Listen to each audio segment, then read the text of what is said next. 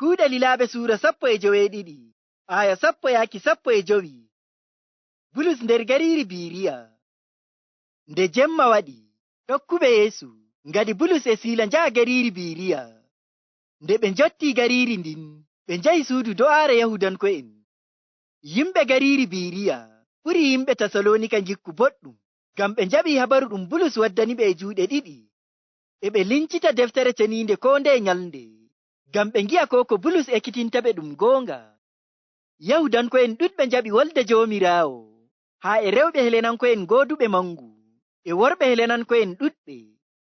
Nde Yahudanko'en Tasalonika nani Bulus waajini wolde Allah nder gariiri Biriya, ɓe njahi ton ma ɓe ummini hakkiilo yimɓe.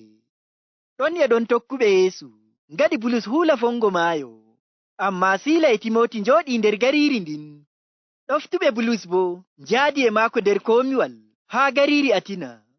Nde ɓe njottii ton, Bulus liloyiɓe, ɓe mbi'a Siila e Timoti ngara to maako nder yawɗaare.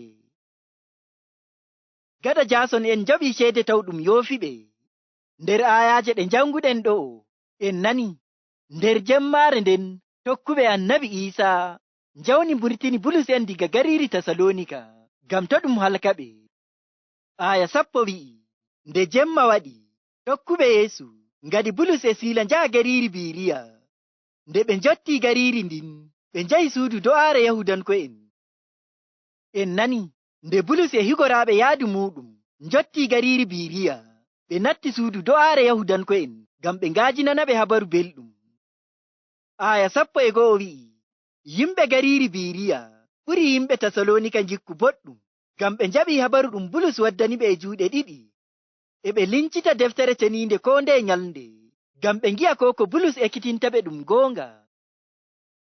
En nani yimɓe gariiri Biriya ɓuri yimɓe Tasalonika dottaaku, ngam en nani ɓe njaɓi habaru belɗum ɗum Bulus waajinaniɓe juuɗe ɗiɗi, nden e ɓe lincita deftere ceniinde ko nde nyalnde, ngam ɓe tabbitina ko Bulus ekkitintaɓe ɗum goonga.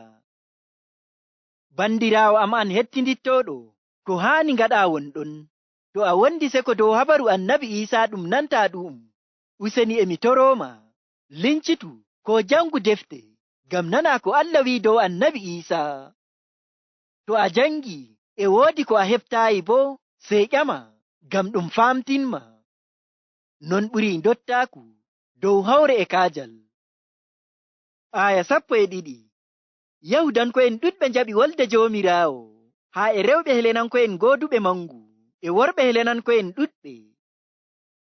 En nani nde yimɓe ɓen linciti wolde Allah, nani ko Allah wi'i nder wolde muɗum, ɓe ngaɗaayi seko dow ko ɓe nani e ko ɓe njangi nder deftere ceniinde. Yimɓe ɓen njaɓi ko Allah wi'i nder wolde muɗum. Ngam non, bandiraawo am, jaɓu habaru Annabi Iisaa ɗum nanta ɗum. Taa waɗu seko, hoola Annabi Iisaa e ɓernde go'o, a heɓay yaafuya hakke maaɗa e kisnam diga kiita Allah garayka nyalde darngal, abo nattay wuro Allah waato aljanna. Emi do'o Allah hokkuma faamu ɗum. Amin. Aya 13-14. Nde Yahudanko'en Tasalonika nani Bulus waajini wolde Allah nder gariiri Biriya, ɓe njahi ton ma ɓe ummini hakkiilo yimɓe. Ɗon e ɗon tokkuɓe Yeesu ngaɗi Bulus huula fongo maayo, amma Siila e Timoti njooɗii nder gariiri ndin. En nani ngam lawliiru Yahudanko'en daga gariiri Tasalonika nani Bulus waajini wolde Allah nder gariiri Biriya. Ɓe ngari ɗon ma ɓe ummini hakkillo yimɓe gariiri ndin, ngam ɓe ummano Bulus en. Amma sey ɗon e ɗon tokkuɓe Annabi Iisaa ngaɗi Bulus huula fongo maayo, ngam o daɗa to ɓe nawnamo. Amma Siila e Timoti njooɗii nder gariiri ndin. Aya 15. Ɗoftuɓe Bulus bo njaadi e maako nder komiwal haa gariiri Atina.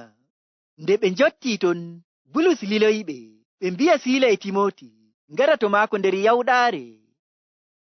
En nani ɗoftuɓe Bulus njaadi e maako nder komiwal haa gariiri Atina, ngam ɓe tabbitina o yahi jam. Nde ɓe ummi wartoyki, sey Bulus liliɓe, ɓe mbi'a Siila e Timoti ngara to maako jawɗum. Nder ayaaje ɗe njanguɗen ɗo, en nani e woodi yimɓe geɓe ɗiɗi, e woodi jaɓuɓe linjiila ko habaru belɗum. Nden bo e woodi ganyuɓe habaru annabi Isaa ɗum Bulus en gaajinta.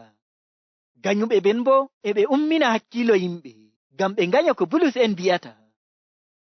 Bandiraawo am an hettindittoɗo, nder nde yebre gonɗa? A nder yebre ganyoɓe linjiila ko habaru belɗum, ko bo a nder yebre jaɓuɓe? Nder ayaje ɗe janguɗen ɗo en nani yimɓe gariiri Biriya nder dottaaku e Fulaaku ɓe njaɓi habaru belɗum ɗum Bulus en gaajinta. Ɓe ngaɗi ka lincutuki deftere seniinde ngam ɓe tabbitina goonga ka Bulus wi'ata.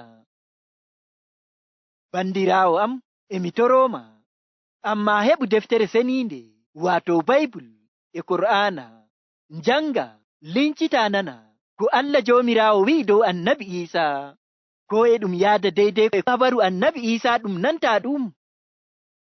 Bandiraawo am, taa waɗu seko dow ko nanta e ko njangata, amma jaɓu hoola annabi Isaa, a heɓay nattuki wuro Allah waato aljanna. Allah Joomiraawo barkiɗinma. Amin.